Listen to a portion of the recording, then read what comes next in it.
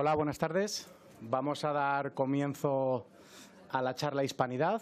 Por favor, si pueden tomar asientos.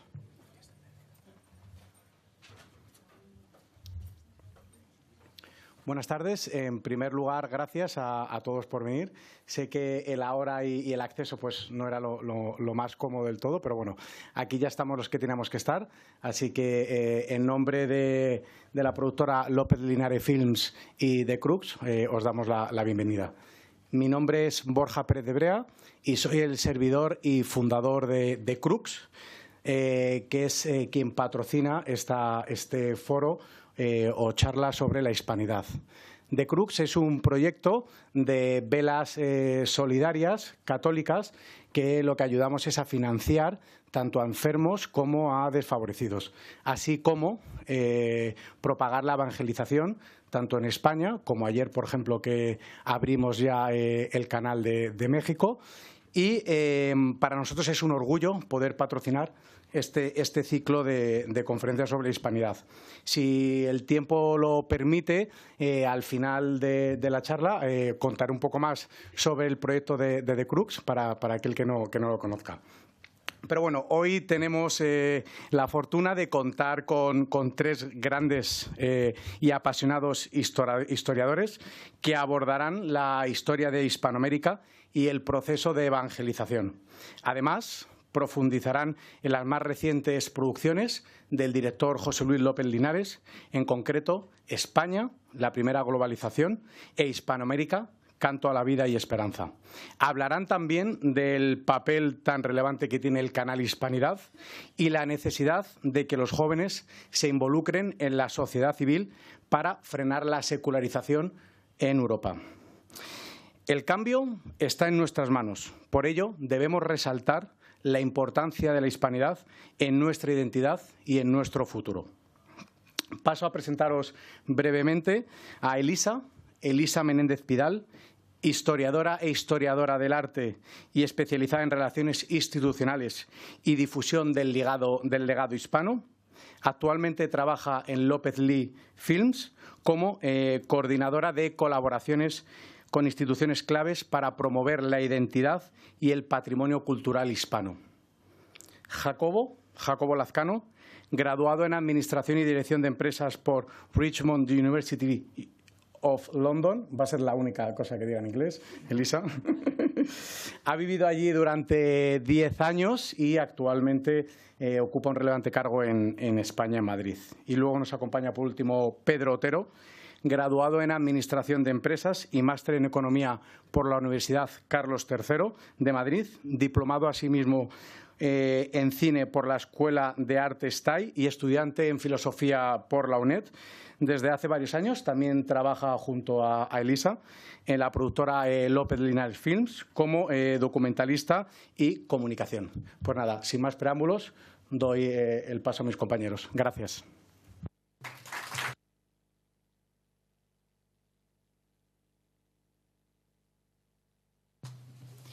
Muchas gracias, Borja, por tu presentación. Comenzar agradeciendo en primer lugar a The Crux y al señor Rovira que nos han permitido estar hoy aquí. También agradecer a López Lee Films, a mis compañeros y tanto al canal Hispanidad como a Influencia Hispana y a mis amigos y familiares que nos apoyan y que me han apoyado a mí en particular para poder estar hoy aquí. El objetivo de la charla de hoy, como bien indica el título, es hablar sobre la leyenda negra, pero también destacar lo que nos une, hacer una reflexión sobre nuestra identidad compartida y profundizar en la riqueza del mundo hispano. Para hablar de hispanidad, como escuché en una conferencia recientemente, es hablar de una cultura que cruza fronteras y tiene distintos acentos. El español lo compartimos 600 millones de personas y es importante que esto lo tengamos en mente el resto de la tarde. Una pregunta que dejo abierta a la audiencia es: ¿qué tipo de hispanidad queremos dejar como legado? Comenzaré por hablar sobre la leyenda negra. La leyenda negra no es otra cosa que la falsa historia contada por los enemigos de España sobre España. Primero por Holanda y después por Inglaterra. Los ingleses la convirtieron además en política de Estado y la impulsaron. Esta es una corriente que es hegemónica principalmente en el mundo anglosajón, pero que se comparte en muchos lugares del mundo. Y esencialmente es un arma. Es un arma que se utiliza para atacar a la hispanidad y para atacar al legado hispánico. Es decir, es propaganda. Y si no, que nos lo digan a nosotros, que vivimos en un mundo en el que hoy la propaganda nos llega por los 4 costados. En definitiva, podemos decir que la leyenda negra es un instrumento para manchar el legado hispánico, perpetuar falsedades y alimentar complejos que siguen sonando hoy en día. ¿Pero qué le dice a uno esta leyenda negra? Se nos dice que la conquista de los españoles fue un genocidio, violar, asesinar, matar. Y se nos dice que la leyenda negra fue un expolio sin precedentes, el oro, el famoso oro. Pero se nos dice esto y no se nos demuestra, porque los hechos suelen ser más testarudos que las opiniones. Y los hechos demuestran algo distinto. Si miramos antes de la llegada de los españoles, América no era un jardín de paz ni un Edén de tranquilidad. Eran una serie de pueblos con sus conflictos internos en los que algunos, como los mexicas y los incas, oprimían a los otros. Lo cierto es que cuando llegaron los españoles no conquistaron América, sino que los mismos americanos, los indios, liberaron América y se unieron a los españoles. Ahora hablaremos de la conquista de América en España y el porqué. Esa gran pregunta que os dejaré con vosotros esta tarde. Cuando uno va leyendo y conociendo más sobre la historia de España, se empieza a preguntar si a España solo le interesaba el oro y le interesaba asesinar, violar. ¿Por qué funda universidades en América? ¿Por qué se fundaron más de 30 y pico universidades? ¿Por qué antes de la fundación de Harvard en 1631 España ya había fundado más de 9 universidades en América? Entre ellas 2 en Filipinas. ¿Por qué una nación que solo busca robar y asesinar, 80 y pico años antes de la fundación de Harvard, ya había fundado había fundado la Universidad de San Marcos en Lima, la cual permitía a través de becas y a través de becas semigratuitas, es decir, parciales, el estudio tanto para los nativos, los indios, como para los mestizos, porque el mestizaje es una parte fundamental de la historia de España en América. ¿Por qué una nación o una potencia que va a robar y asesinar decide tomar las lenguas nativas, como el quechua y la lengua náhuatl, y les dice a los habitantes que la hablan que les va a enseñar a escribir en su propia lengua y que además les va a dar una gramática? 15 años antes de que existiera la gramática inglesa, los sacerdotes españoles ya habían creado la gramática náhuatl. ¿Por qué hace esto una nación que lo único que busca es asesinar, robar? Una potencia que va a un lugar y solo busca asesinar y robar, lo que haría, nuestra lógica nos dice, es fundar las ciudades en puertos, ¿no? En puertos, porque en caso de que tuvieran que huir, sería una vía de escape sencilla, rápida. En cambio, España siembra una lista de ciudades y pueblos durante 40 o 50 años por toda la geografía de Hispanoamérica. Ciudades como Santa Fe de Bogotá, Quito, La Paz, Córdoba, San Salvador de Jujuy y Salta. Todas ciudades en el interior. ¿Por qué hace esto? Córdoba, para que nos entendamos, estaba a 1.200 kilómetros de la costa más cercana y tenía una cordillera de 6.000 metros de altura entre medias. ¿Por qué una nación que solo busca asesinar y robar funda ciudades en el interior? ¿Acaso no lo hace solo porque se van a quedar? ¿Qué sentido tiene todo esto? ¿Cómo qué sentido tiene que esa misma nación decida fundar hospitales? Se estima que España fundó cientos de hospitales en América. Algunos, como el de Lima, eran gratuitos para todos, para los indios, para los blancos, para los mestizos. Bastaba con llegar allí que uno era simplemente atendido. Algunos dirán, por supuesto, que esos eran unos hospitales muy malos y que no aportaban nada. Pero bueno, no debían de ser tan horribles. Al fin y al cabo, ricos europeos se iban a América para curar ciertas enfermedades. No nos olvidemos que, por ejemplo, la quinina se descubre en Perú y en Ecuador. ¿Por qué una potencia que va a robar y asesinar promueve que sus vasallos se mezclen? El mestizaje, que ya hemos mencionado. Véase la célula real del 19 de octubre de 1514, que dice, mejor dicho, que ordena: se permitan los matrimonios entre indígenas y españoles sin ningún tipo de impedimento legal. Se otorguen los beneficios y privilegios a esos matrimonios mixtos, con el objetivo de fomentar la integración de los indígenas en la sociedad española, y que se trate a los indígenas como vasallos de la corona con los mismos derechos que los españoles. Por lo que entonces podemos afirmar que la política del mestizaje constituyó una verdadera política de Estado, continuada por Felipe II, bueno, primero por Carlos I y Felipe II, y después por el resto de Austrias. Y estos respetaron la voluntad de Isabel la Católica. ¿Por qué haría esto una potencia que lo único que quiere es robar y asesinar? ¿Por qué esa potencia mandaría a algunos de sus mejores profesores a América? Por ejemplo, Alonso de Gutiérrez, toledano, que estudió con Francisco de Vitoria y Domingo de Soto en las universidades de Alcalá de Henares y de Salamanca, que llegó a América en 1536, a Nueva España, y fundó el convento de San Juan Bautista, creó la primera biblioteca de América y dictó el primer curso de filosofía en el Nuevo Mundo, nada más y nada menos que 145 años antes de que la Universidad de Harvard comenzara a enseñar esa disciplina. ¿Por qué? Volvemos a pensar. ¿Qué potencia colonialista que solo quiere robar y asesinar se le ocurriría hacer tales cosas? No ha ocurrido nunca en la historia de la humanidad. No hay un ejemplo.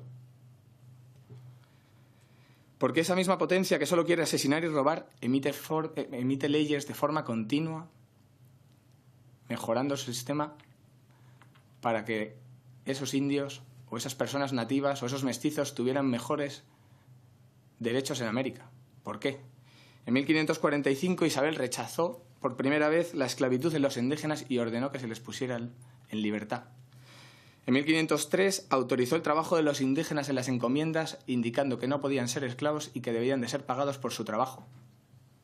En 1504 fallece Isabel la Católica y en su testamento pide que se trate bien a los indios. Eso es lo que más le preocupa en su lecho de muerte. En 1512 las famosas leyes de Indias, en 1542 las leyes nuevas, en 1612 las ordenanzas de Alfaro y muchas otras que no menciono.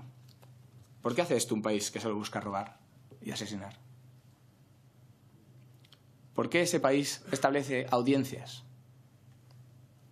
Las audiencias fueron tribunales superiores en América y en Filipinas, creados por la corona para administrar justicia y para controlar el poder de los virreyes.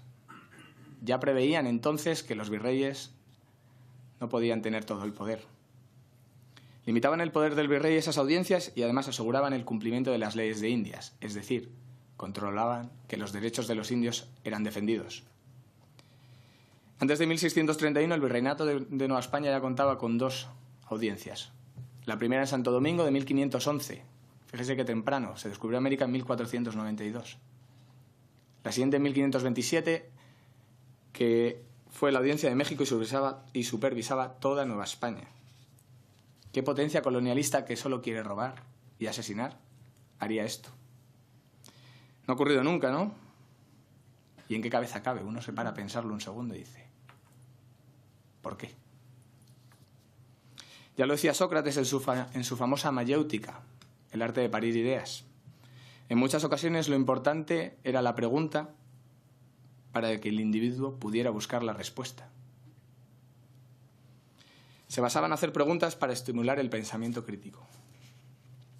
¿Y por qué España no pudo responder a estas preguntas? Porque los enemigos de España no nos dejaron reflexionar. Ellos crearon esa leyenda negra y formaron un tribunal de la historia que además tenía las manos manchadas de sangre. En Francia, por ejemplo, la patria de la libertad, la fraternidad, la igualdad. Una región que se opuso a la Revolución Francesa la Vendée, su población en algunos pueblos fue masacrada al 80%. Los soldados franceses cogían a las mujeres, a los niños católicos y los metían en hornos de pan para disfrutar de sus gritos. Esto está en los mismos partes revolucionarios de las autoridades francesas revolucionarias que quedaron estupefactos. Pero luego miras las historias y no, Francia es el país de la libertad, la fraternidad, la igualdad. Pero nadie dice nada malo. Si miramos a América, si miramos a Inglaterra, que llegó a América, y lo primero que dijeron que el mejor indio era el indio muerto. Pero fue en Australia. Llegaron, censaron a 900.000 personas para después decir, no, perdón, nos equivocamos. Tierra nullis. Porque si no había nadie, por un lado podían ser eliminados, pero más importante, podían quitarles las tierras. Vean el ejemplo de Tasmania, solo quedó una persona con vida. Podemos también ver el ejemplo en la propia Inglaterra, con una persecución a una pequeña parte de los católicos ingleses, a los cuales los colgaban solo por imponer el anglicanismo, perdón. Difícil, ¿no creen? Difícil es asimilar todo esto. Y la idea no es decir que todos tienen las manos manchadas de sangre y que por eso, qué bien lo hicieron los españoles, no es la idea. Pero bueno, uno puede volver a mirar a la primera pregunta. ¿Por qué España fue distinta? Y volviendo a esa pregunta original, ¿por qué España fundó universidades, hospitales? ¿Por qué España invirtió en América y fundó audiencias? Y ahora, permítanme, voy a leer un pequeño discurso de un libro de Marcelo Gullo, Nada por lo que pedir perdón, pronunciado en Buenos Aires el 27 de mayo de 1975. Dice así: somos hijos de una gran conciencia, porque la obra de España en América, más que una empresa, fue una misión. Una misión del pueblo español que se volcó a estas tierras con lo mejor que tenía, su cultura y su fe. Una misión de los conquistadores que en 50 años recorrieron a pie el continente fundando pueblos y mezclándose sin miedo con los indios. Misión de los misioneros, los franciscanos, que sembraron la devoción de María, germen profundo de la unidad y la auténtica esperanza de los americanos. Misión de los jesuitas, que volcaron en estas tierras una tenaz voluntad de organización que afianzaría la conciencia del pueblo de justicia y de soberanía. Y continúa diciendo: fuimos forjados por la España que, más allá de las contradicciones y los límites en la concepción histórica, nos deslumbra con sus leyes de Indias, con las ordenanzas de Alfaro, con conciencia misionera de una mujer maravillosa que la historia pasaría a llamar Isabel la Católica. Este discurso fue pronunciado en la Universidad del Salvador, en Buenos Aires, el 27 de mayo de 1975, por Jorge Mario Bergoglio, superior provincial de la Compañía de Jesús. Que puede ser que algunos hayan cambiado de opinión. Más claro no se puede decir. La obra de España en América fue una misión. Y por eso la obra de España en América fue distinta. Así de sencillo. Claro que hubo errores, pero si viéramos más allá de esa nube, veríamos que antes de España tampoco ese mundo era el Edén. Un mundo que cuando llegó Cortés, todos los años había sacrificios de entre 20.000 y 150.000 personas. España no conquistó México, además.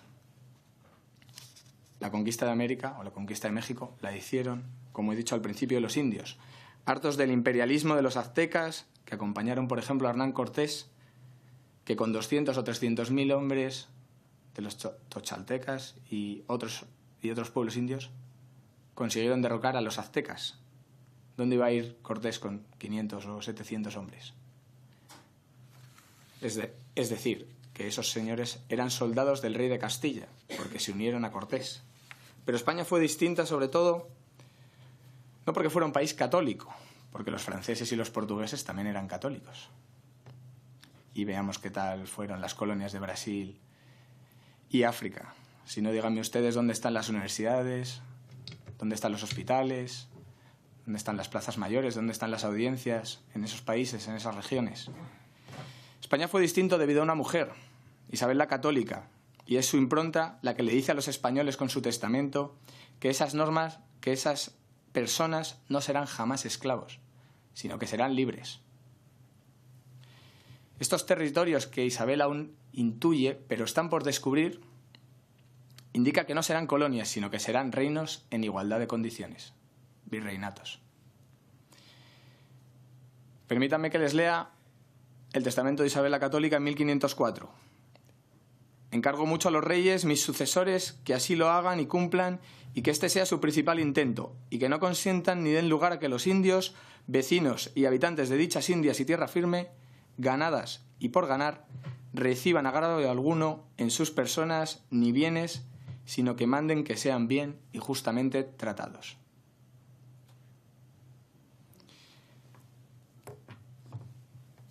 ¿El pueblo español y los sucesores de la reina acompañaron este sentir? Esta es la gran pregunta que nos podríamos hacer ahora. ¿Acaso lo acompañaron? Pues sí, así fue. Y fue así porque España era distinta, se había forjado bajo 700 años de invasión musulmana. Y había luchado contra el imperialismo más intolerante, el que mandó a 20.000 vírgenes a los harenes de Damasco para que fueran esclavizadas y tratadas como esclavas sexuales. España fue distinta. Por concluir, más allá de los errores y los defectos, que los hubo, España hizo lo mejor que pudo en América. Por eso es importante que como hispanos reclamemos para la historia de vanguardia que es la hispanidad el lugar y el reconocimiento que se merece. Ahora les vamos a poner un pequeño vídeo de la película Hispanoamérica, Canto de Vida y Esperanza.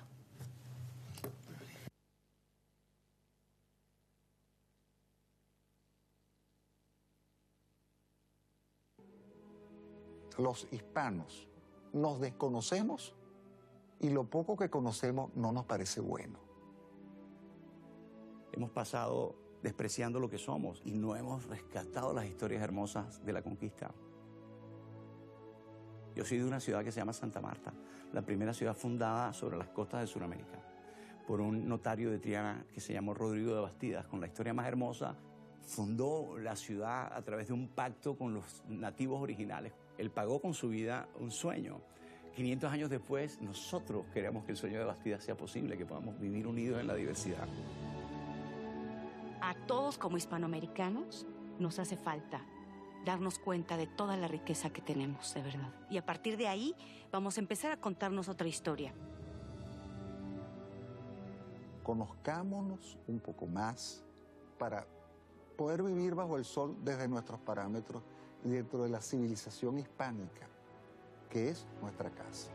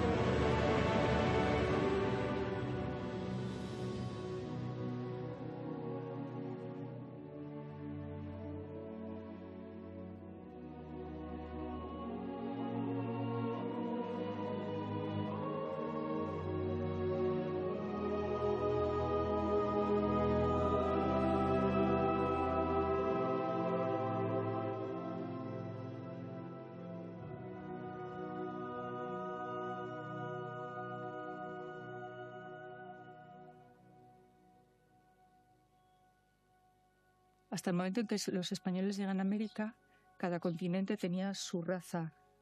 Aquí ya todo el mundo se mezcló con todo el mundo. Y evidentemente eso implica una percepción de que todos somos personas, que por encima de determinadas diferencias puede existir una naturaleza común y una riqueza y una pluralidad culturales muy grandes que son perfectamente compatibles con la existencia de la verdad, ¿no? No, la verdad no uniforma, la verdad une, que es distinto.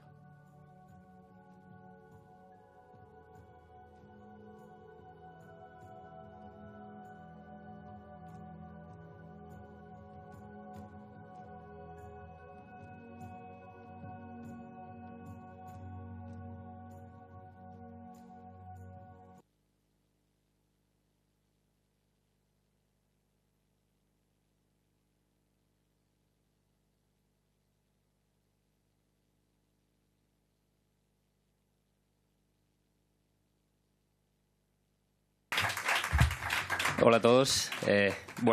Muchas gracias, Borja, por tu presentación y a The Crux, por supuesto, por organizar este evento con nosotros.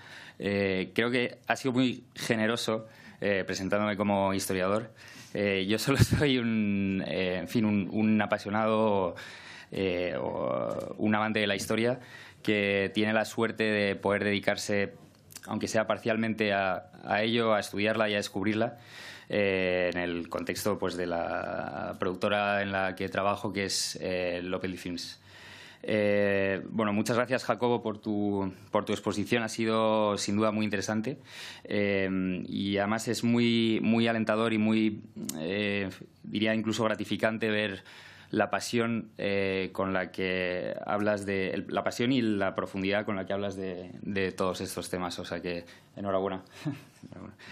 Creo que esta exposición que nos ha ofrecido en el día de hoy Jacobo, y en un sentido más amplio, la mera existencia de esta charla en un lugar que es tan significativo como es el Congreso de los Diputados, es precisamente un síntoma de que en nuestra generación hay una verdadera inquietud por estudiar y conocer la historia, concretamente la de la monarquía hispánica, que en definitiva es, lógicamente, como ciudadanos españoles, la que más nos afecta, como españoles o en general como ciudadanos hispanoamericanos, ya sea españoles de la península o americanos de todo el continente más allá del Atlántico. Pero sobre todo esa inquietud por difundir la historia correctamente, con todas las grandes hazañas, los aspectos positivos y las contribuciones a la historia universal que todo eso entraña, por supuesto. Y eso revela un sentido de la responsabilidad social y de la importancia de cuidar nuestro legado, que creo que es necesario y admirable. Os daré un pequeño dato personal mío que creo que puede ser de interés en el contexto de esta charla. Yo, antes de mi periodo universitario que ha escrito Borja, me formé en el sistema educativo francés, concretamente en el Liceo Francés de Madrid. Y os puedo asegurar que en las asignaturas de historia ni se hablaba de los 3 siglos de virreinatos, ni de la primera globalización, ni de la Escuela de Salamanca, ni de las misiones de Junípero Serra en California, ni del Galeón de Manila, ni del mestizaje, ni del barroco, ni de todos esos aspectos tan fascinantes de la acción hispánica, algunos de los que ya os ha estado hablando, por supuesto, Jacobo, y muchos otros de ellos que podéis si no las habéis visto ya, conocer en las películas de José Luis, de las que además ahora hablaremos un rato. Pero volviendo al sistema francés, y que, por supuesto, más allá de esa tendencia chauvinista que todos conocemos más o menos bien las tendencias de nuestros vecinos del norte, ¿no? Además de, en las asignaturas de historia, además de un estudio exhaustivo de su propia historia, de cómo su legado cultural, científico, político, artístico tiene una importancia en la historia de Occidente, también se hablaba siempre, como es natural, de Mesopotamia, de Grecia, del Imperio Romano, de tantos otros imperios, bueno, lo que es lo mismo, de todas las grandes civilizaciones que a lo largo de la historia han ido conformando las bases de nuestra cultura y sociedad occidental en la que hoy seguimos viviendo. Pero claro, aquí un poco el problema, ¿no? Que es de lo que yo después me he ido dando cuenta y sobre todo trabajando con José Luis. Esa lista de grandes civilizaciones se deja una y una que no le es precisamente ajena, ni por su falta de relevancia, ni por su distancia cultural o geográfica, ni por ningún motivo coherente que a uno se le pueda venir rápidamente a la cabeza haciendo una reflexión sobre este asunto. Pero bueno, creo que podemos adivinar todos cuál es la civilización que casualmente se dejan los franceses, y es la hispana, sin duda. Y esto, ¿por qué? ¿No? Eso es la pregunta que yo me hacía. Y como bien nos ha explicado Jacobo, esto pues tiene una serie de causas más localizadas en el contexto de la modernidad, ¿no? La rivalidad imperial en la expansión por América, el cisma a Occidente, el desarrollo de la propaganda, el dominio en la historiografía de autores franceses, alemanes, anglosajones en el siglo XIX y en adelante. Todos esos factores que han contribuido a la generación de un relato impreciso, sesgado, injusto. En definitiva, lo que Jacobo muy bien ha resumido como la leyenda negra. Pero la pregunta es, y creo que resume bien la inquietud de la que os hablaba en un principio, ¿por qué se arrastra esa visión? Y sobre todo, y aquí viene el motivo por el que os contaba un poco esta vivencia personal, ¿por qué ocurre esto especialmente en España? Porque, claro, que esa visión peyorativa o incluso esa minorización de todos los aspectos positivos y exaltación de los aspectos negativos, que, por cierto, esos aspectos negativos en el sistema francés y, desgraciadamente, en el sistema español sí se estudian, porque la Inquisición española o los abusos de la conquista en América nunca faltan en el temario, eso sin duda, pero que eso se arrastre en el sistema educativo francés, pues aunque no sea ideal, ni en mi opinión es coherente con los propios valores de intelectualidad que ellos promueven, ni con la idea de Occidente que deberíamos pensar construir en común, aunque eso es otro debate, puede ser más o menos coherente en el contexto francés, pero que esto suceda en España, para mí por lo menos, es cuanto menos sorprendente. Y creo que estamos todos de acuerdo en que tener una visión objetiva de la historia no implica tener una visión autovejatoria. Y eso creo que es lo importante.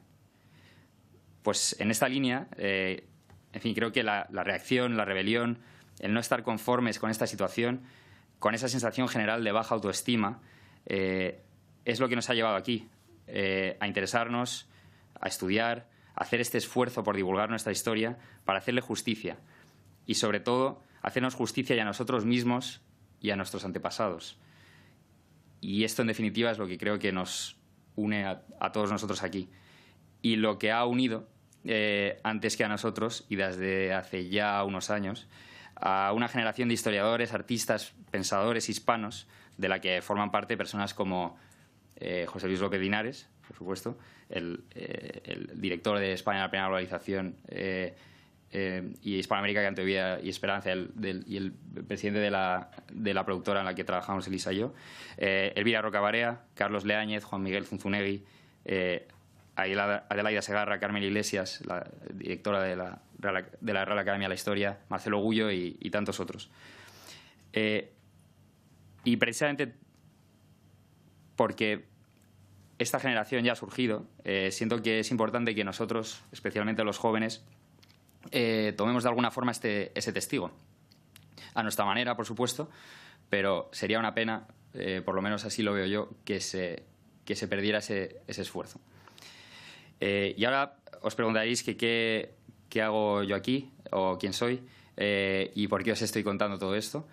Pues, en fin, como ya he contado un poco antes, yo llevo trabajando 4 años con José Luis en la productora Lopeldi Films como documentalista en el área de producción, como cámara, y llevando junto con Elisa y Víctor Escribano, que no puede estar aquí hoy, las redes sociales y la comunicación de la productora. Esto de las redes sociales en fin, es un proyecto iniciado por el propio Víctor, que no ha podido venir, que se empezó para difundir España en la primera globalización y recaudar fondos de micromecenazgo, que, por cierto, finalmente fueron 1.600 mecenas y se recaudaron más de 100.000 euros, lo cual fue impresionante y también creo que es síntoma de todo este movimiento. Y siguió con Hispanoamérica, Canto, Vida y Esperanza, donde tuvimos una respuesta aún mejor. Incluso se llegó a doblar lo que se había hecho en el micromecenazgo con España en la primera globalización. Y ahora todo esto continúa con una nueva marca más amplia, que hemos tenido idea de hacer algo más universal para que pueda abarcar tanto los proyectos de la productora como pues quizá otras nuevas colaboraciones que puedan surgir. Y eso es el canal Hispanidad, que a fin de cuentas es una aglomeración de estos dos proyectos de comunicación de las dos películas que hemos ido estrenando y la comunidad que se ha ido formando alrededor, y que ahora tiene la ambición, bueno, además de ofrecer una plataforma que le haga un poco la competencia a los majors tipo Netflix, Vimeo, etcétera, donde se puedan alquilar las películas y ver en línea las películas de la productora, pues que también recoja todo ese sentido de comunidad que se ha ido formando alrededor de la película. Y precisamente ahora que estábamos hablando de mantener vivo este interés por nuestra historia y nuestra cultura, creo que las redes han sido y seguirán siendo realmente consustanciales a todo este fenómeno de revitalización de la hispanidad, donde se enmarcan las películas de José Luis. Y eso incluye las películas y incluye mucho más contenido, como podcast, como cuentas de divulgación, como proyectos musicales, etcétera, etcétera. Y creo que muchos de vosotros ya lo conocéis. Que más allá de los canales más tradicionales, como podrían ser en nuestro caso en el de una productora, las salas de cine, donde tanto España en la primera globalización y Hispanoamérica fueron los documentales más vistos en sus respectivos años de estreno, también es un canal de distribución más tradicional los libros, ¿no? Porque, claro, aquí también estamos viendo que hay una explosión de la literatura con respecto a este tema, y de las dos películas se han publicado libros por la editorial Plaza y Janés, y ambos la verdad es que han tenido un gran éxito. Y en fin, y también creo que es importante mencionar, y no está de más mencionar dentro de estos canales de distribución más tangibles quizás, el interés que mostró en la película La Casa Real, que con la asistencia del Rey al estreno de Madrid, o la gran colaboración de la Academia de la Historia y su presidenta Carmen Iglesias. Como yo lo veo, al menos todo, en definitiva, se trata de sumar esfuerzos y crear sinergias entre lo digital y lo vital. Que la gente nos conozca en las redes y vaya a ver las películas y lea los libros, o que vengan a eventos como este y viceversa. Que también puedan conectarse a través de la comunidad en línea y compartir con más gente. En fin, que esto funciona en los dos sentidos. De hecho, sumando nuestros seguidores en todas nuestras cuentas, ya somos más de 120.000 en total. Así que solo nos quedan unos 490 millones de hispanohablantes para completar la familia. Pero bueno, volviendo para terminar al tema que nos ocupa, ¿qué tienen que ver estas dos películas de José Luis con todo este asunto de la leyenda negra? Pues diré que la primera mucho, y la segunda, felizmente, ahora aclararé por qué utilizo este término, muy poco. España en la primera globalización surge precisamente de ese descontento del que hablaba antes, reuniendo todas esas voces, desde la de Elvira Rocabarea en su famoso libro Imperiofobia, donde ya exponía y desarrolla esa famosa idea de Gustavo Bueno sobre los imperios generadores, civilizatorios, entre los que están la monarquía hispánica o, por ejemplo, el Imperio Romano. Y los imperios depredadores como el británico, que creo que no necesita mucha explicación, y Jacobo nos lo ha expuesto muy bien. Y sobre todo esa gran paradoja que surge donde se ve al imperio, donde al imperio español se le analiza, donde el imperio español, que precisamente con un modelo de expansión mucho más integrador que el caso, por ejemplo, del imperio británico, es del que se tiene la visión a la larga más peyorativa, casi como si se hubiese dado a sí mismo las armas para autodestruirse. Porque hay que recordar, por ejemplo, y creo que Jacobo lo ha mencionado, que fueron los misioneros españoles que venían formados de España en la gramática de Nebrija, que es gracias a ellos y a su hazaña en América, que hoy, por ejemplo, se conservan tantas gramáticas de idiomas indígenas como el náhuatl o el quechua. Y entonces, ¿cómo es posible que el mismo grupo de personas que hacen por conservar, por hacer prosperar, por mestizar un legado que es sustancial a las comunidades que hoy en día lo reivindican, sean los mismos que tenían un ánimo meramente impositivo, cruel, destructivo, etc.? La historia, desde luego, es muy compleja, pero creo que este tipo de argumentos son muy paradigmáticos del tipo de barreras mentales que podemos tener a la hora de juzgar la historia sin precisión. Y hay una anécdota en la película España, la primera globalización, que creo que es muy reveladora de esta paradoja, que cuenta Martín Ríos Saloma, catedrático de la UNAM, y espero no estar haciendo mucho spoiler, aunque os garantizo que él la cuenta mejor que yo, así que los que no hayáis visto la película, que esto no os frene. En los años 90 se produjo en México el movimiento zapatista, un movimiento revolucionario de inspiración marxista que reivindicaba mejores condiciones de vida para las poblaciones indígenas en el campo mexicano.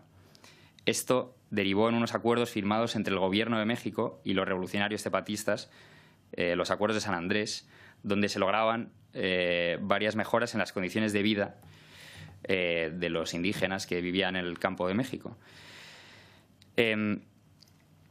Y aquí viene lo que resulta del todo paradójico. Resulta que muchas de estas mejoras que se lograron en las condiciones de vida de la población indígena en los años 90, y que podríamos encuadrar dentro de un movimiento de vocación indigenista, marxista, etcétera,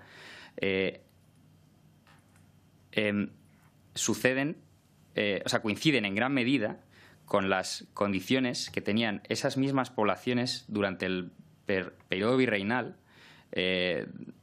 con las leyes de Indias, con las leyes de Indias de inicios del siglo XVI, 500 años antes. Y es curioso que en los 200 años, o más o menos 200 años desde la independencia de México hasta que sucede el movimiento zapatista, esas condiciones no se habían dado. O sea que, paradójicamente, ellos, en su contexto y sin saberlo, estaban reivindicando algo que ya tenían hace 500 años. Pues creo que ese es otro ejemplo que da mucho que pensar, sin duda. Pero bueno, en Hispanoamérica, canto de vida y esperanza, y decía antes felizmente,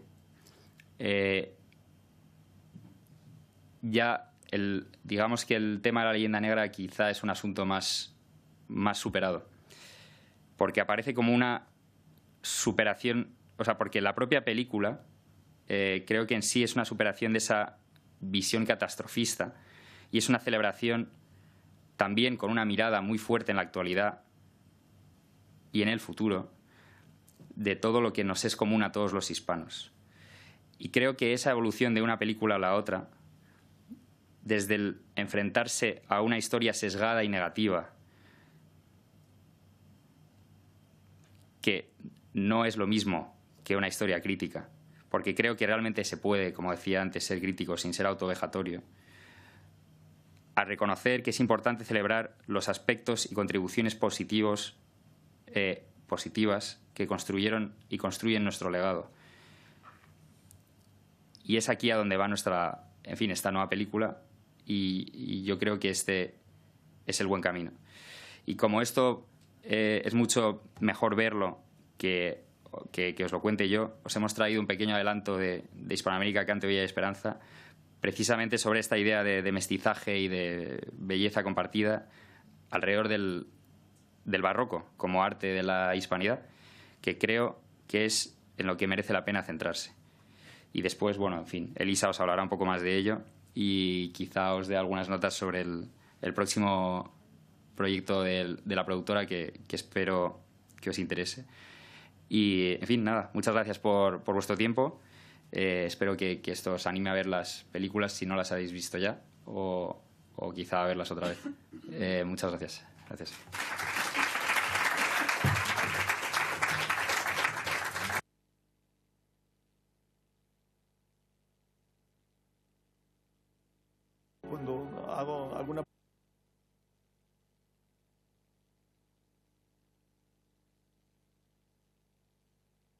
Cuando hago alguna presentación, pongo alguna iglesia en Sevilla como ejemplo del barroco y siempre le pregunto a las personas qué tan más barroco puede ser. Y cuando la gente en su mayoría están de acuerdo en que no se puede ser mucho más barroco, les pongo una foto de la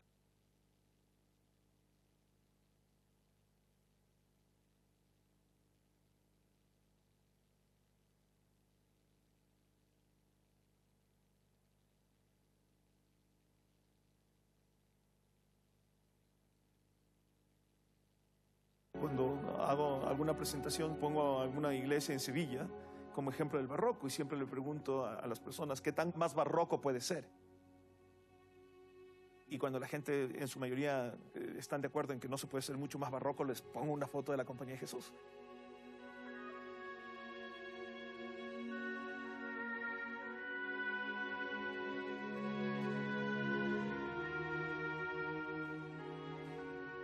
A partir del siglo XVII comienza la construcción material de esta iglesia, una producción exorbitante y generosa en los talleres de Quito.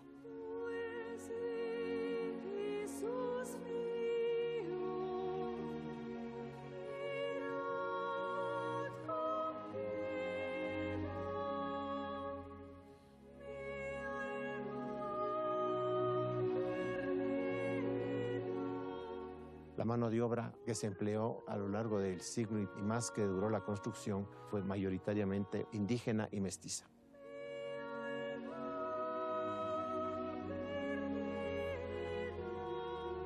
Las artes manuales se desarrollan en los talleres donde se integran diferentes representantes de los diferentes estratos sociales. De un taller de un indígena podía trabajar un mestizo o inclusive un español. No había distinciones.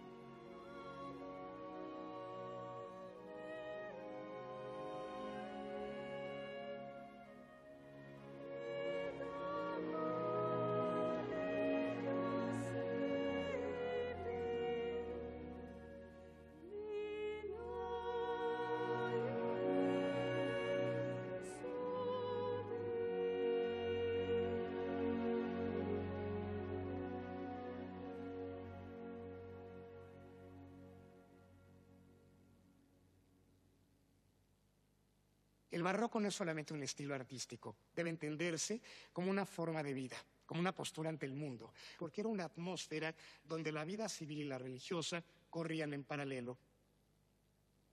El paradigma español, al venir a América, es promover el mestizaje. El mestizaje no solo étnico, sino también un mestizaje cultural. Aparecerán iconografías en una virgen, en un ángel o en un querubín con fisonomías locales. Se tiene la falsa creencia de que Nueva España era un mundo muy aburrido, donde lo que prevaleciera era ir a misa y un poco más.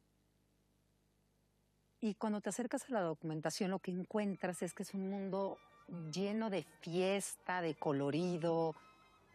Bueno, porque eso es el barroco. El barroco es el exceso, los contrapuntos, los opuestos.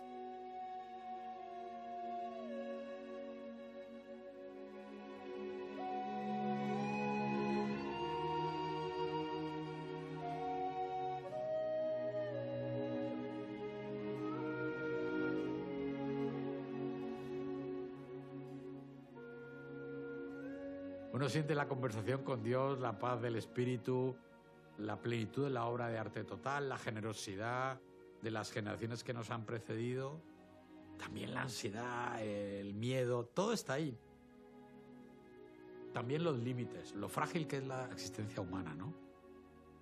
Ahora, por ejemplo, yo soy muy amante de la música barroca.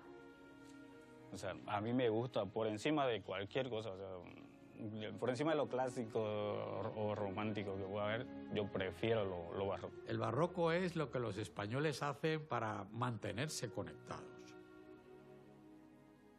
Puedo hacer una artesanía, puedo tener un momento de felicidad y detrás de eso, ¿cómo puedo construir una Jerusalén celestial en cualquier lugar del orbe?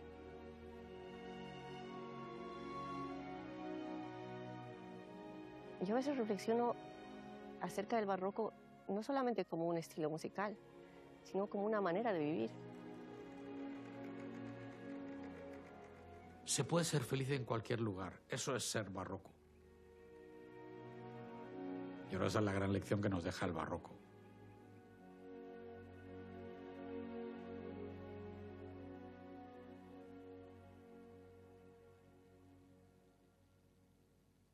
En América se produjo un arte extraordinario, con sus estilos particulares, su estética propia, ¿no? Nadie quiere competir con Tiziano ni con Murillo, pero sí hay que reconocer que los discípulos de Zurbarán están en Cusco y que en Nueva España Cristóbal de Villalpando no es pues un pintor de segunda categoría.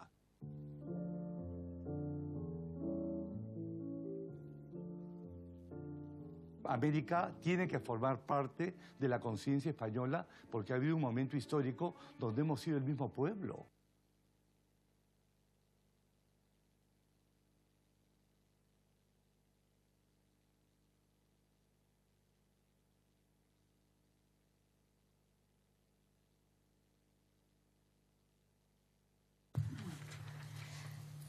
Bueno, ¿qué tal? Yo soy Elisa. Creo que soy la única que soy historiadora de la mesa, pero no, creo que no voy a hablar nada de historia porque ya lo han contado estos dos. O sea que yo me voy a centrar en otras cosas. Bueno, espero que hayáis disfrutado un montón con los dos extractos que se ha puesto sobre, o sea, de Hispanoamérica, la última producción de José Luis López Linares. Y bueno, yo venía como a contar un poco lo que es la hispanidad y a revalorizar todo eso que tenemos en común y todo aquello que nos enriquece. O sea, después de que Jacobo y Pedro hayan explicado, ¿no?, como con datos súper específicos, etcétera, y como todo el proceso, la leyenda negra y tal, yo quiero hacer como una reflexión mucho más profunda en el sentido de pensar qué es la hispanidad y el qué significa ser hispanos.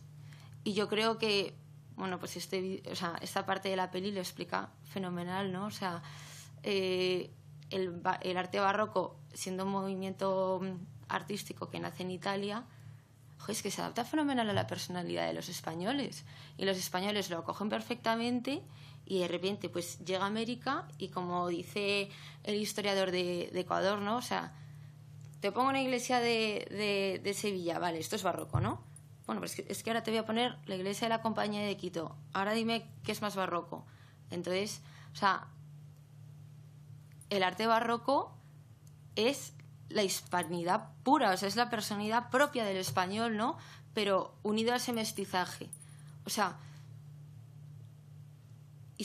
los españoles en América se produce algo que nunca se había visto en otra civilización y en ningún otro momento del mundo, ¿no? O sea, como ya han contado Jacobo y Pedro, es que tampoco me quiero repetir para que tampoco esto se haga como muy pesado, pero, o sea, partiendo del arte, desde las expresiones artísticas, que al final, o sea, el arte es plasmar de forma tangible aquello que el hombre lleva en el alma, ¿no? Que lleva en su interior. Y de repente llegan los artistas a América y es que, o sea, lo exprimen al máximo esplendor, o sea, el exceso, el contrapunto, tal. Y casa perfectamente con la personalidad de los españoles, pero que también casa perfectamente con todo el mestizaje que se estaba produciendo en América, ¿no? Entonces, la hispanidad es eso, o sea, por supuesto, es disfrutar de la alegría de vivir, de la alegría de ser hispanos, de la alegría de disfrutar de todo lo que tenemos en común. La lengua, por supuesto, es el puente que nos introduce. Y claro, tú te vas a Estados Unidos o a cualquier otro país que de habla no española y enseguida, ¿quién te haces amigo? Pues del mexicano, de Guatemala, yo qué sé, del argentino, tal. Porque, pues sí, te une el idioma, pero es que te une muchísimo más. Y que eso que José Luis ha querido transmitir en esta última película, ¿no? O sea, como darnos cuenta de toda la riqueza que tenemos, todo lo que tenemos en común, joder, y utilizarlo a nuestro favor. O sea, ya está, vale, la leyenda negra ya, o sea, a niveles intelectuales, si nunca has escuchado lo que es la leyenda negra, ¿no? Pues dices, ¿pero qué es esto? O sea, como ha explicado Pedro, o sea, él viene de un colegio francés, pero yo vengo de un colegio español y tampoco se da, yo creo, no se da nada de la historia de América y se cuenta muy poquito de la época del virreinato, por no decir 3 líneas. Y se dice Latinoamérica y se dicen colonias, error, mal dicho. Entonces, bueno, pues aquí se ha generado una corriente de vida que está despertando muchísimo interés y que responde a una sed de muchísima gente, un poco lo que le pasó a José Luis, que dijo, oye, es que ya está bien de que nos cuenten otra historia y de que nos estén contando milongas y tonterías respecto a la hispanidad y a nuestra historia. Pues si algunos escriben libros, mi forma de expresarme artísticamente es haciendo películas. Pues yo voy a hacer películas. Que es que parece también que eso me hace mucha gracia que José Luis solo ha hecho 2 pelis, ¿no? José Luis tiene una trayectoria profesional larguísima y es verdad que él, sin darse cuenta, ¿no? Pues ha ido haciendo todo documentales y películas como de marca España. Y de repente, bueno, pues estrena España la primera globalización y dentro de este mundo, ¡pum!, pues un boom bestial que tiene muchísimo éxito y la continuación orgánica de esta peli es Hispanoamérica, ¿no? O sea, primero, bueno, pues acabar con la leyenda negra. Vamos a desmitificar todas estas historias en torno a España, la hispanidad, etcétera. Vamos a centrarnos ahora en la alegría y en todo lo bueno que tenemos, ¿no? Que es maravilloso. Entonces, por eso queríamos poner el vídeo del barroco, porque no es solamente el arte barroco, la arquitectura, es también la música, la forma de vivir, la forma de expresarnos. O sea, yo, por ejemplo, que he estado estas navidades de misiones en República Dominicana, bueno, o sea, papá y mamá, perdón que estéis por ahí, pero es que no eché de menos a mi familia y me fui todas las navidades, pero porque te sientes en casa de verdad, porque vives y piensas igual, o sea, tienes la misma cosmovisión que los... O sea, que los... Me encantó una vez en una conferencia, se me acercan 2 peruanos y me dicen, ay, ¿tú eres española de ultramar o peninsular? Y yo, por favor, pero qué maravilla, o sea, española peninsular, pero también podría ser de ultramar, ¿no? Entonces, bueno, que es así un poco como una anécdota, pero que eso es lo que José Luis y nosotros queremos transmitir en las películas, de vamos a darnos cuenta de una vez por todas y de transmitir esto al mundo. Y como ya la gente no lee, porque la gente no lee, y por lo menos se supone que esta era una charla para jóvenes, y aquí, bueno, pues hay gente de todas las edades y me parece fenomenal. Y como los jóvenes no leen, bueno, pues vamos a hacer películas, que por lo menos así la gente va al cine, que también es muy agradable ir al cine, ¿no? Entonces, también la hispanidad es ese mestizaje, es esa unión.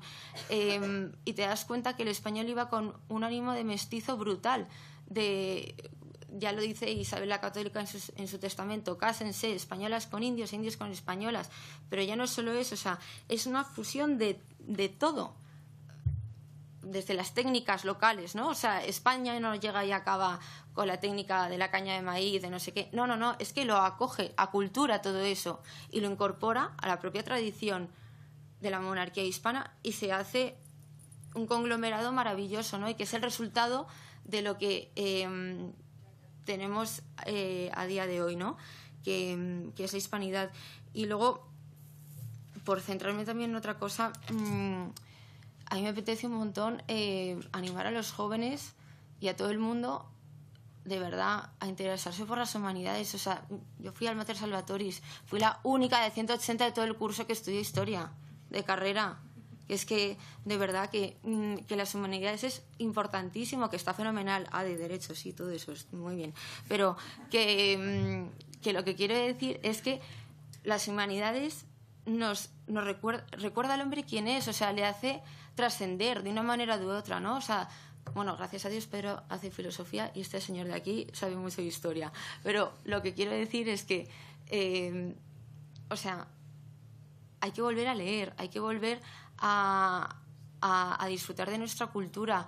No nos dejemos tampoco, yo le regaño un montón porque José Luis nos regaña cuando hablamos en inglés, te voy a mandar un email, no, te voy a mandar un correo electrónico. O sea, vamos a empezar a usar el español, que es maravilloso, que es una lengua preciosa, y es que desde el propio lenguaje se permite también entrar y dejar entrar a esa leyenda negra, ¿no? O sea, si queremos combatir contra eso, ¿no?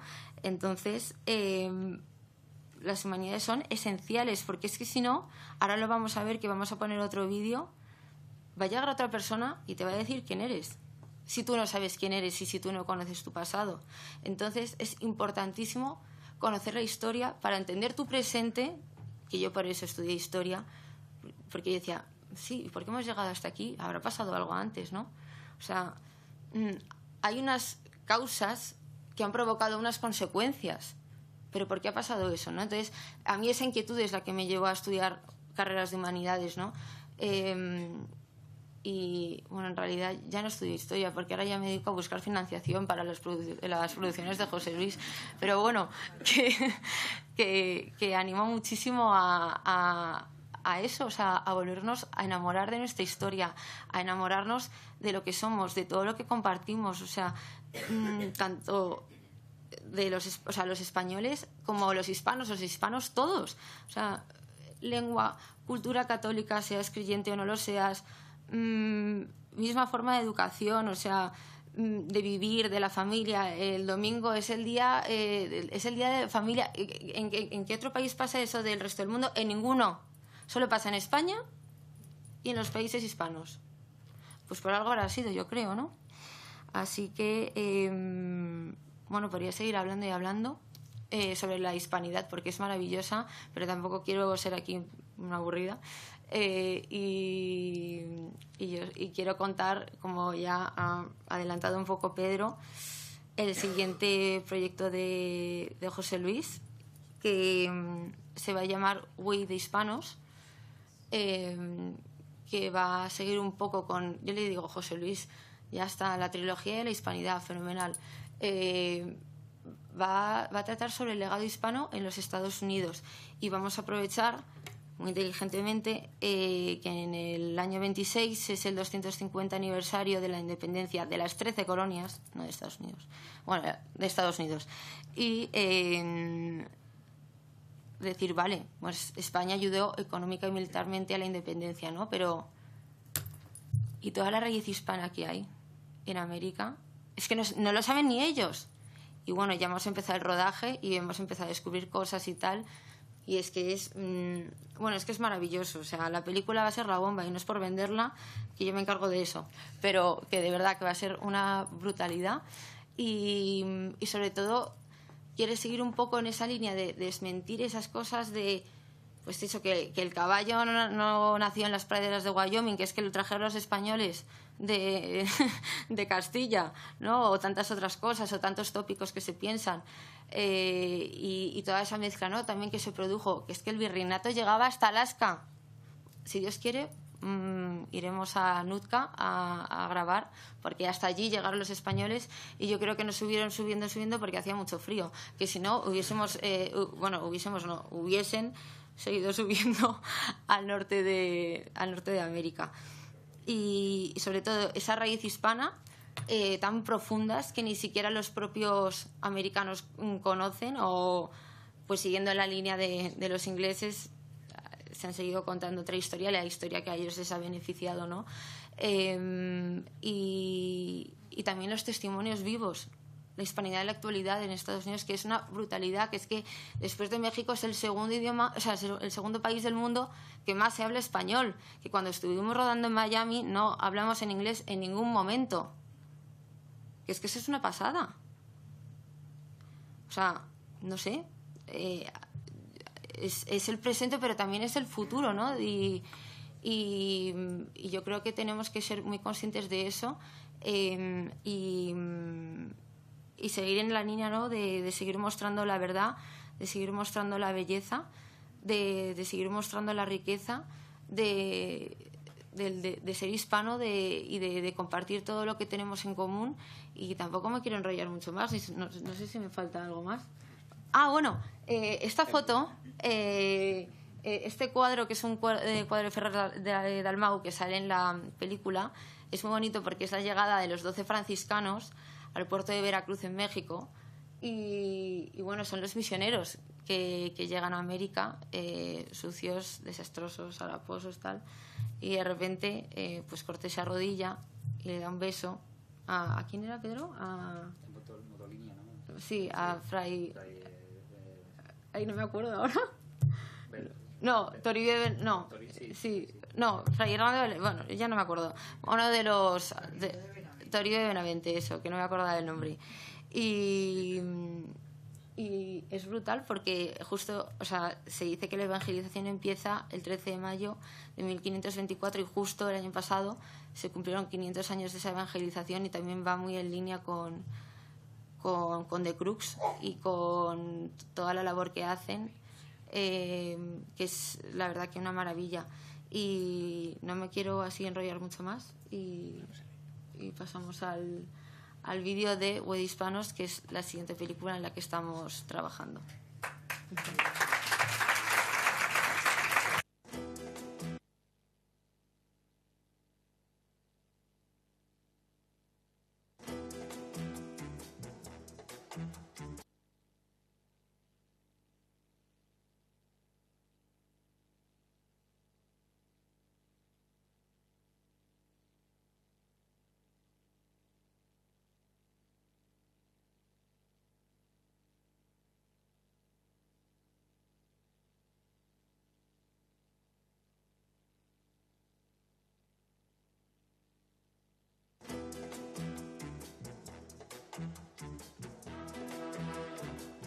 In America, there's always someone who wants and wants to destroy the past. But it's very important to honor the past, because if it weren't for the past, you wouldn't be where we are today. ¿Por qué tenemos los nombres de Florida? ¿Por qué tenemos el Dorado? Pues por los libros de caballería. California es una isla que aparece en las sendas de Esplandián, que es el hijo de Amadís de Gaula. Pero vete yendo y todos los nombres que tenemos, muchos vienen de estos libros. When Bernardo de Galvez got here to New Orleans, he was assembling armies from the Native Americans, the Creoles that were here, and the free men of color.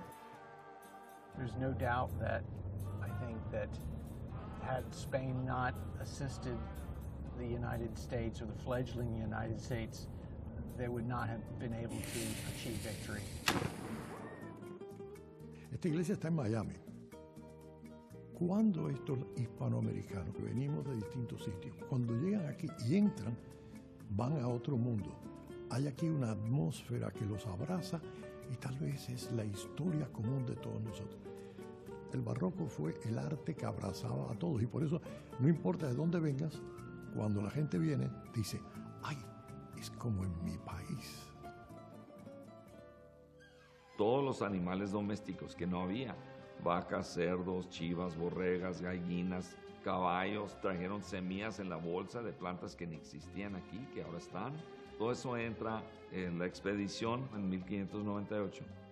Algunos estadounidenses pueden pensar, como decía que el anuncio, un genuino sabor americano, pues ahí lo único que hay de americano es el yanqui que monta el caballo, porque todo lo demás reconstruye algo que se vivía en la Castilla de la Mesta hacía unos cuantos siglos. And I like to say, well, I think we have three mother countries, England and Spain, and then the Native American country that was here. Por la gracia de Dios, yo nací indígena y española. Yo ya no hablo del mundo anglosajón, yo hablo de los propios hispanos mexicanos, no tienen ni idea del virreinato de Nueva España, hasta dónde llegaba. Están completamente abducidos por estas políticas identitarias. Cuando no se sabe quién es uno, hay alguien que te va a decir quién tú eres y nunca va a ser bueno. Cuando conoces tu historia no te pueden hacer descuentos. Bésame mucho. Each time I cling to your kiss, I hear music divine.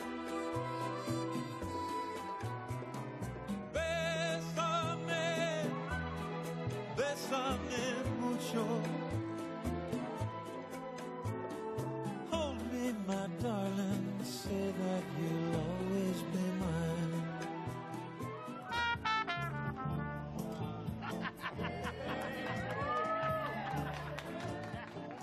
We're proud of our Spanish heritage.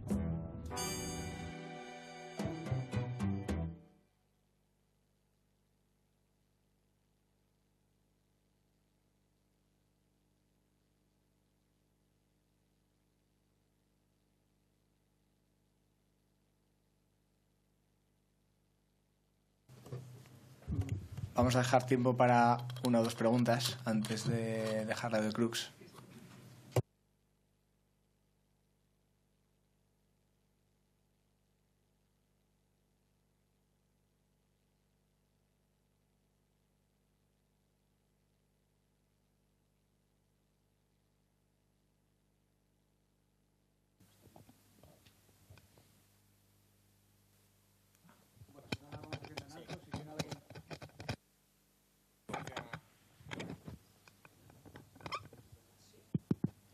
Ahora sí, fenomenal.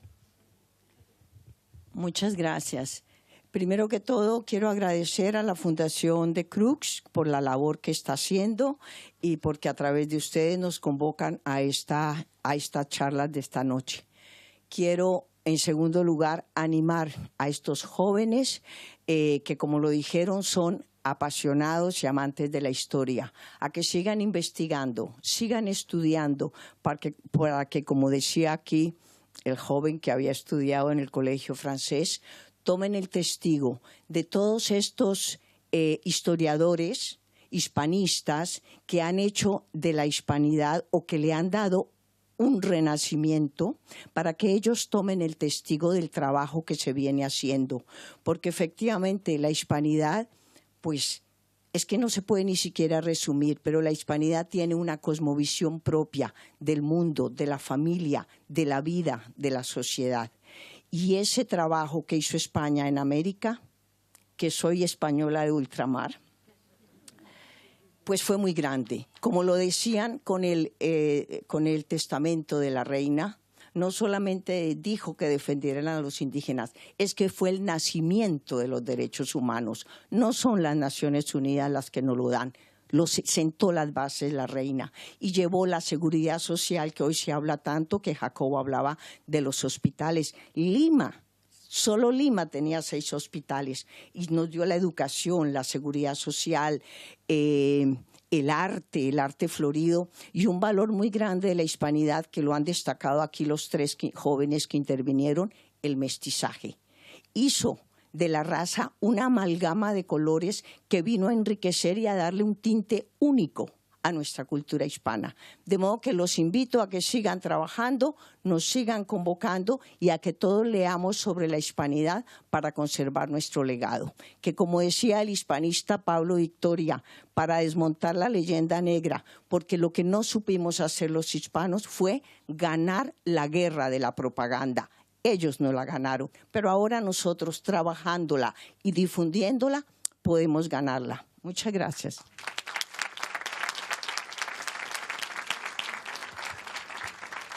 De verdad que muchísimas gracias, creo que ha sido muy inspirador y que todos compartimos ese eslogan mal dicho que usted ha propuesto al final. Muchas gracias, Borja, y a todos por hablar. Y yo soy un apasionado también de la historia, como todos los que estamos aquí. Vivo entre España y México, con lo cual tengo la oportunidad de ver estas cosas que pasan todos los días. Y yo creo que... ¿Me escucháis bien sin micro? Yo creo que una cosa que pasa... ¿No? Una cosa que pasa es que desde España decimos que lo que hacíamos era traer religión, cultura, universidades, hospitales, que es cierto. Hernán Cortés, que es el primer hospital del Niño Jesús en 1521. Pero yo creo que los mexicanos, y también tienen parte de razón, lo que se fijan no es en eso, es, coño, todos los blancos tienen los buenos puestos, los indígenas no, los blancos mandan, los indígenas no. Entonces yo creo que tendríamos que buscar un mensaje, una forma de mandar el mensaje de que se entienda lo nuestro con lo suyo.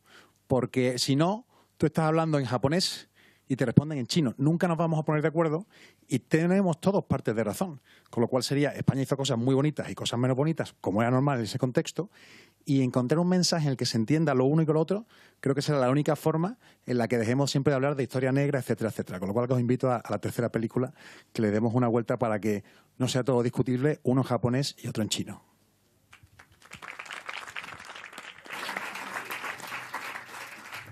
Perdona, remaicar la labor que está haciendo con su proyecto, Chema, en México, con que, bueno, está allí evangelizando. Tenemos por aquí otra última pregunta. Perdona, Chema, que tienes toda la razón. Creo que esa es una... O sea, no abarcamos para hablar de todo porque es imposible en una tarde y menos en una hora y cuarto, y somos muchos. Pero eso es otro mito, que los españoles en América no tenían puestos de responsabilidad, también es un mito.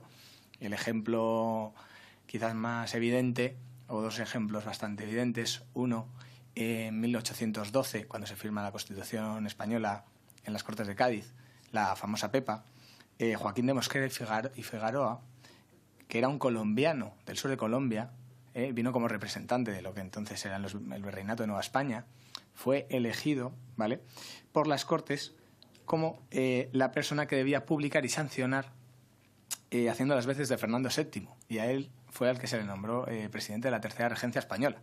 Un claro ejemplo de que eso que nos cuentan no es tan cierto. Y otro ejemplo mucho más temprano, pero quizás también relevante, cuando Hernán Cortés llegó a América y se casó, ¿no?, con la hija de Montezuma.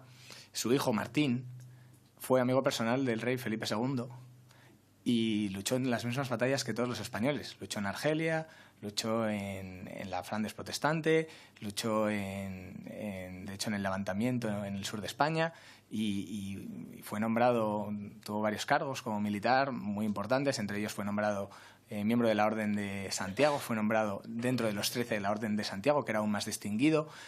Fue a América, en América, bueno, lo engañaron un poco, luego tuvo que volver, le perdonó Felipe II. O sea que también hay casos que quizás habrá que exponer mucho mejor, pero que no todo... Esos son mitos al final.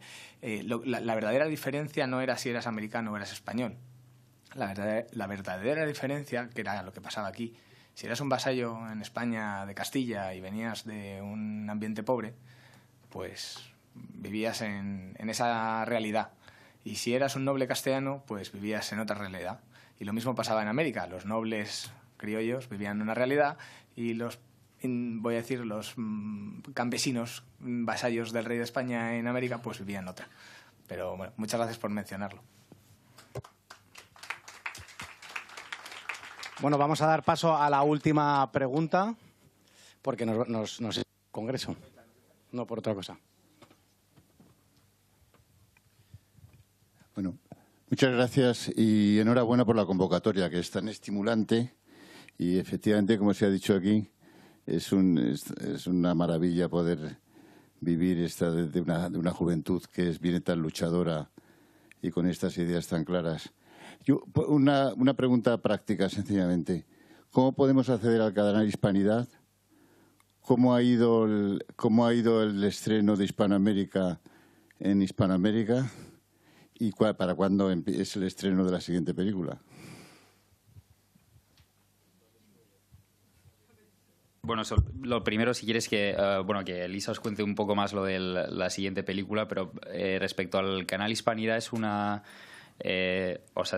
página web, es canalhispanidad.com, y ahí simplemente con entrar ahí pues es como cualquier otra plataforma. Te registras y tienes acceso para comprar o alquilar las películas para verlas indefinidamente.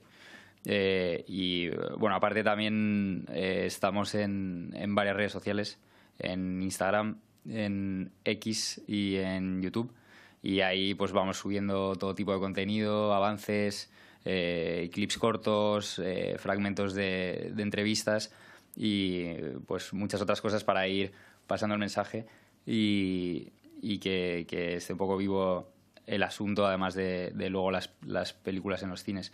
Y respecto al estreno de Hispanoamérica, en fin, como os comentaba antes, en España fue el documental más visto del año, y en América, en México y en Perú ha ido mejor, pero en otros países la verdad es que ha sido complicado. La distribución ahí es difícil y estamos un poco en esa lucha, esperando que se mueva ese mensaje, sobre todo ahí, porque yo creo que no todos, pero que en España muchos más lo tenemos más claro, pero es muy importante que también se conozca esto en América. Y de We de Hispanos, no sé si... Sí, bueno, o sea, se va a estrenar, estamos ahora estamos rodando. De hecho, José Luis hubiese venido, pero es que está en Puerto Rico rodando la salsa y todo, que si no hubiese estado aquí hablando, o sea, no estaríamos Pedro y yo. Sí. Pero bueno, y se va a estrenar en el 26, no sé más o menos cuándo. Pero bueno, que para hacer lo que he contado antes, para hacerlo coincidir con el 250 aniversario de la independencia, que se van a hacer muchos actos y tal y no sé qué. Entonces, para que coincida con el estreno, pues lo vamos a estrenar ese año. Y se hará una tercera campaña de mecenazgo. Sí, eso es súper importante, sí. Que Pedro no lo ha contado, sí. Pero que se hicieron 1.600 mecenas en globalización y en Hispanoamérica más de 4.000. Que es la bomba, porque es que tú puedes apoyar desde 15 euros hasta la cantidad que tú quieras, porque esta película es de todos. Y lo más maravilloso es que no hemos recibido ni una sola subvención, así que tenemos toda la libertad del mundo para hacer lo que nos dé la gana. Así que nada, si conocéis a gente que esto le pueda interesar y se quiere animar, que venga luego a hablar conmigo.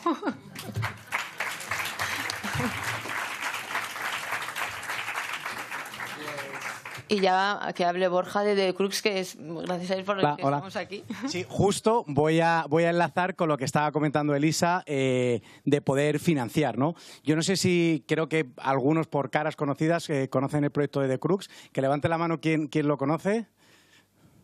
Bueno, pues mira, así ya no cuentan los mismos siempre lo mismo.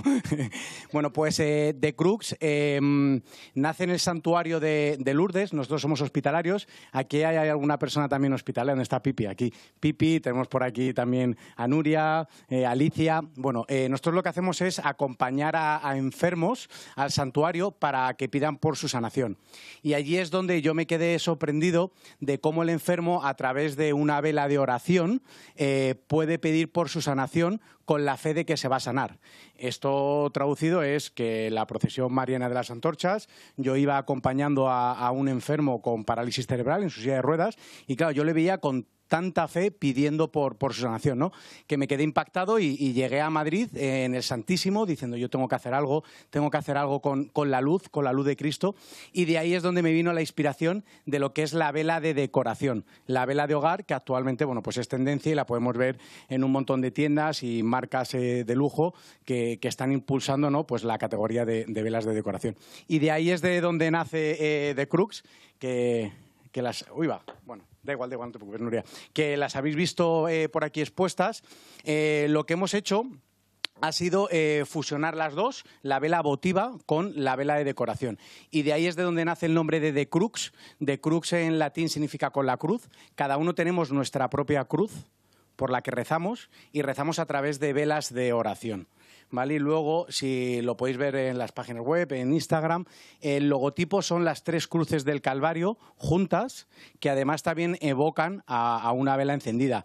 Pero como esto, hay un sinfín más de simbología que está rezada, como puede ser pues la tapa que se me acaba de caer, que es de madera, como dice Alicia. Es que alguno ya me ha escuchado muchas veces. Pipi, ¿cuánto mide las pulseras? Bueno, nuestras pulseras miden 33 centímetros, como la edad de Jesucristo, y un sinfín más de simbología que hay alrededor. Pero donde vino realmente la sorpresa, porque esto fue un proyecto que yo inicié en mi casa, según llegué de Lourdes, ¿no?, es que en la parte trasera se puede personalizar con la petición que quiera cada uno, ¿no? En concreto aquí ponemos, bueno, pues... como la eligió Elisa, pues para que la Virgen de Guadalupe nos ampara a todos los hispanos y nos una en la verdad. Y además, lo bonito es que tiene una bendición simbólica gratuita por una entidad religiosa a la cual donamos todos los beneficios. Cuando digo es todo, porque por ejemplo aquí tenemos a Jacobo, que pertenece a The Crux, o yo mismo, pues tenemos nuestro trabajo, y esto lo hacemos de forma filantrópica. Bueno, pues a raíz de esas primeras velas que yo compré, que pensaba que iba a ser un piloto y que iba a ser para amigos, pues en un mes y medio vendimos 500 velas. Los fines de semana venían amigos a casa a montar velas, que era un poco locura porque era una cerería en Almagro, y entonces nada, vendimos todo y decidimos continuar con el proyecto. Ahí fue donde acudimos a la Fundación Prodis, que tienen un centro especial de personas con discapacidad intelectual. Y ahí en concreto es donde montamos el taller de Crux, que... ¿El qué, Alicia? Que ahí es de donde... Bueno, es la abuela de Blanca, que Blanca lleva la comunicación de The Crux, porque aquí estamos todos en familia. Que allí en Prodis es donde se manipulan por personas con síndrome de Down cada una de estas velitas cuando nos llegan las peticiones. ¿Cuál es nuestra misión? Pues tenemos 2 misiones, claramente. Una es la propia de fomentar la inclusión laboral de este tipo de personas, y la segunda es que cuando vas a finalizar la compra en la web puedes elegir la causa social a la que quieres destinar los beneficios. En la entrada hay un informe de caridad que hemos hecho, que esto ya parece que estamos reportando a la Comisión Nacional del Mercado de Valores, que es este de aquí, donde se detallan todos los proyectos que hemos destinado con las compras. En una entrevista que me hicieron en el debate, y en 13, bueno, pues yo dije que teníamos 10 proyectos sociales, claro, porque todavía no me había parado a hacer esto. Y pues el otro día haciéndolo, de repente veo que tenemos 19 proyectos. Digo, bueno, esto es una barbaridad. Y de hecho, bueno, pues por aquí tenemos algunos de los proyectos que tenemos a Lara, que Lara con la Fundación A Compartir, bueno, pues destinamos beneficios de una vela que ahora contaré a la Fundación, o tenemos, por ejemplo, también la vela de Asociación Siempre Madre, que María Eugenia mira para abajo, que destinamos los beneficios a madres que han elegido la vida, que han dicho sí, pero también a llevar a los enfermos, también incluso a construir la parroquia de San José María. Hemos destinado dinero para la Dana, para el Colegio de la Inmaculada, porque estaba totalmente arrasado.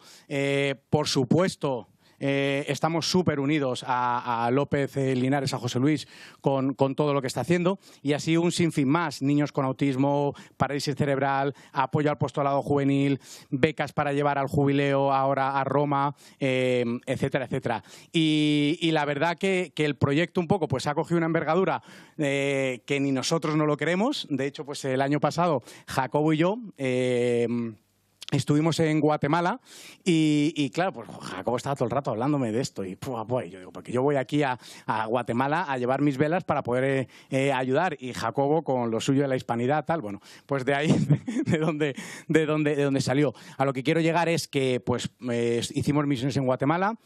Ayer mismo abrimos la web de México de la mano de Legionarios de Cristo, que creo que es una apuesta súper importante, y un sinfín más de regalos, como por ejemplo el que nos hizo Lara Alcázar, la directora del coro Laralán, que nos hizo la banda sonora de nuestra misión, que es una canción hecha oración, que es preciosísima, y un sinfín más de regalos que evidentemente vienen todos guiados pues por la Mater, no podía ser de otra forma. Así que nada, simplemente deciros, y enlazo con lo que comentaba Elisa, si queréis colaborar con el proyecto, os hemos dejado una hojita, que no un flyer, con un código donde directamente podéis comprar la vela de José Luis, y los fondos irán destinados directamente para ellos. Así que nada, sin más, daros las gracias, y que por la acogida pues intentaremos montar una tercera con la temática que nos proponía Chema. Gracias por venir.